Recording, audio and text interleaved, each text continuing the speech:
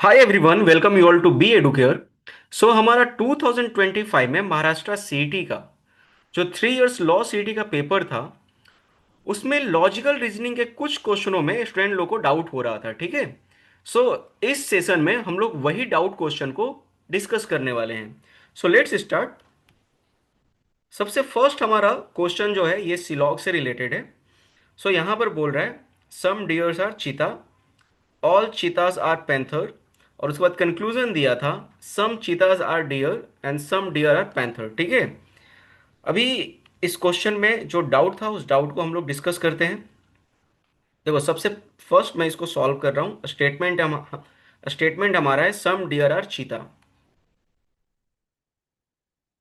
So some deer are चीता, right. And second है all चीता आर पैंथर। ऑल चीता आर पैंथर, राइट। ये हमारा बेसिक डायग्राम हो चुका है।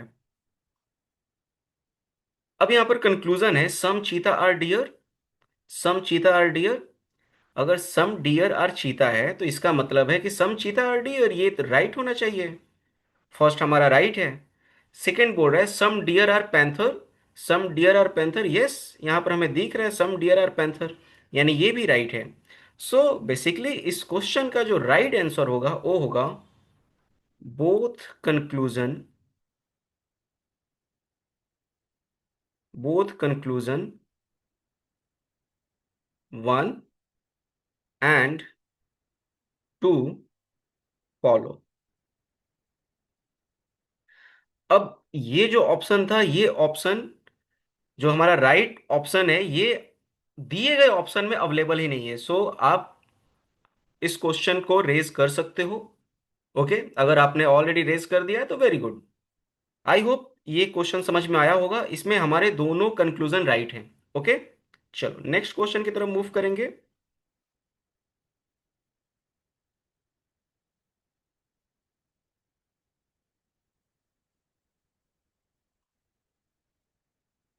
नेक्स्ट हमारा क्वेश्चन है Peter is in the east of Tom and Tom is in the north of John. Mike is in the south of John, then in which direction is Peter is Mike. ठीक है, okay. चलो देखो, सबसे first Peter is in the east of Tom. Tom के east में कौन है? Peter है। लेट एज्यूम कि ये टॉम है और टॉम के ईस्ट में कौन है? पीटर है। सो टॉम के ईस्ट में, ठीक है, यहां पर कौन है? पीटर है। नेक्स्ट क्या था? Peter is in the east of Tom. Peter Tom के ईस्ट में है। And Tom is in the north of John. Tom जो है ये कहां पर? ये जॉन के नॉर्थ में है। इसका मतलब है कि हमारा जो जॉन है कहाँ होना चाहिए? यहां पर होना चाहिए। ये जॉन है और जॉन के नॉर्थ में कौन है? टॉम है, राइट। आगे Mike is in the south of John. Mike जो है ये कहां पर है? जॉन के साउथ में। सो जॉन के साउथ में यहां पर है माइक। ओके। तो अब क्वेश्चन बोल रहा है then in which direction of Peter is Mike. Okay. So यहां पर कुछ बच्चों को कंफ्यूजन हुआ है।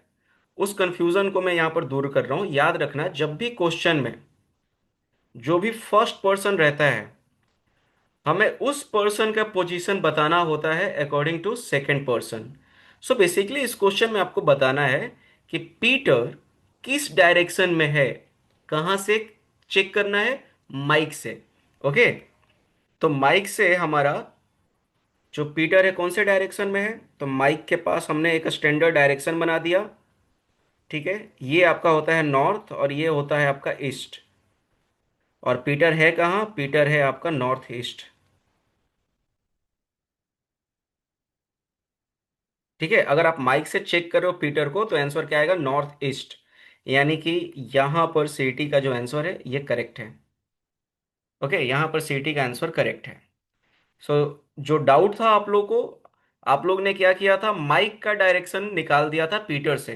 बट यहां पर बेसिकली पूछा था कि पीटर का डायरेक्शन क्या है, कहां से? माइक से। ओके, आई होप यह क्वेश्चन क्लियर हो चुका होगा। नेक्स्ट।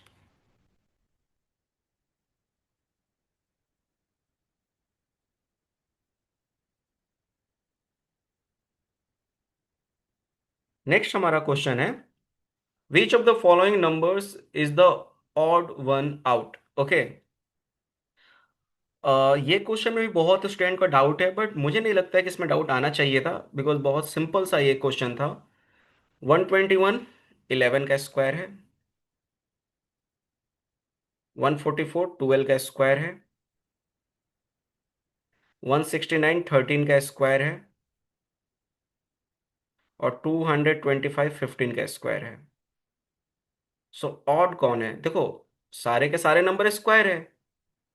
ये 11 का है, ये 12 का है, ये 13 का है, ये 15 का है, लेकिन ऑड यहाँ पर क्या है? तो ऑड यहाँ पर 144 है। रीजन, रीजन सिंपल सा है, बाकी सारे जो स्क्वायर यहाँ पर दिए गए हैं वो आपके ऑड नंबर के यहाँ पर स्क्वायर है। ये 11 का स्क्वायर है, ये 13 का है, ये 15 का है। सिर्फ एक ही ऐसा ऑप्शन था जो इवन का स्क्वायर था। सो 12 का स्क्वायर 144। सो ये सी टी का आंसर जो है ये करेक्ट है। ठीक है, आपका लॉजिक आपने कुछ और सोच कर किया होगा, बट यहाँ पर सही में जो एक्चुअली लॉजिक है वो ये था, ऑड और इवन का स्क्वायर का। ठीक है, आई होप ये क्लियर हो चुका होगा। नेक्स्ट क्वेश्चन चलेंगे।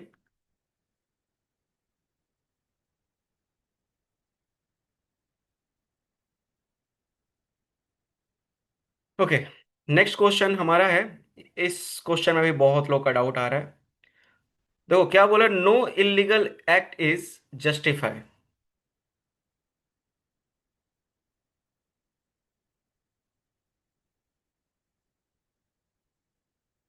बोल रहा है no illegal act is justify, यानी इलीगल एक्ट और जस्टिफाई में कोई रिलेशन नहीं है।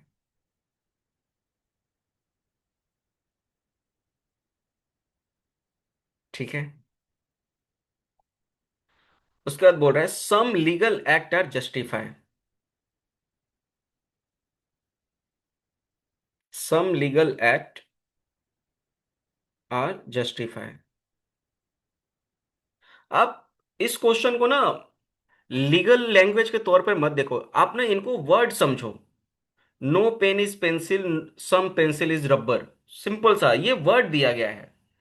No illegal act is justify, some legal act are justify. तो हमने सिंपल सा डायग्राम बना दिया। अब पहला क्या बोल रहा है, some justify act are legal. Some justify act are legal, yes. Justify और लीगल में सम का रिलेशन है। बोल रहा है no justify act is illegal. No justify act is illegal, ये भी हमारा क्या है, सही है, क्योंकि इलीगल एक्ट और जस्टिफाई में कोई रिलेशन नहीं है। वही चीज तो यहां भी बोल रहा है। आप फर्स्ट यहां पर स्टेटमेंट देखो, no illegal act is justify, और इसको उल्टा करोगे तो क्या होगा, no justify act is illegal. तो आपका यहां पर स्टेटमेंट ही दे दिया है, तो ये भी तो हमारा राइट है ना। अगर इलीगल एक्ट और जस्टिफाई में कोई रिलेशन नहीं है, तो जस्टिफाई और इलीगल एक्ट में भी कोई रिलेशन नहीं होगा। सो बेसिकली यहां पर हमारा दोनों क्या है, यहां पर राइट है। सो इसका राइट आंसर होना चाहिए बोथ 1 and 2 फॉलो, और ये सीटी सेल का रॉन्ग आंसर है। इसका राइट आंसर होना चाहिए both 1 and 2 follow. Okay, no illegal act is justify, some legal act are justify. Conclusion था some justify act are legal, ये राइट था। No justify act is illegal, ये भी राइट था। Both 1 and 2 follow. Okay, so I hope ये भी question clear हो चुका होगा।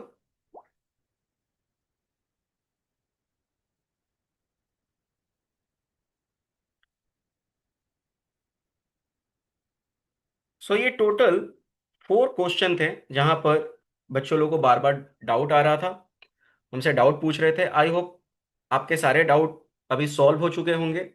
Okay, so thank you everyone, bye bye, take care and all the best.